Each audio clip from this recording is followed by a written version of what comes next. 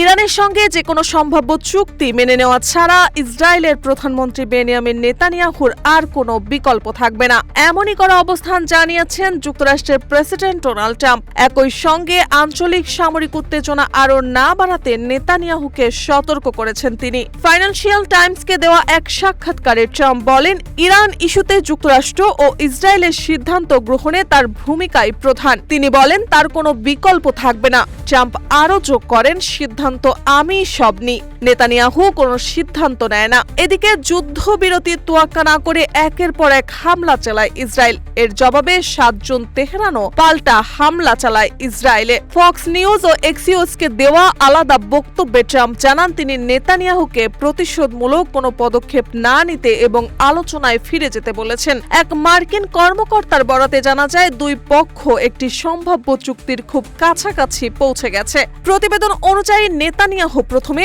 আপত্তি জানালেও পরে সাময়িকভাবে পিছু হটেন, কিন্তু মার্কিন কর্মকর্তারা মনে করছেন পরিস্থিতি এখন কূটনৈতিক সমাধানের দিকে এগোচ্ছে। ইরান প্রসঙ্গে ট্রাম্প বলেন, চলমান উত্তেজনা তার কূটনৈতিক প্রচেষ্টায় প্রভাব ফেলবে না।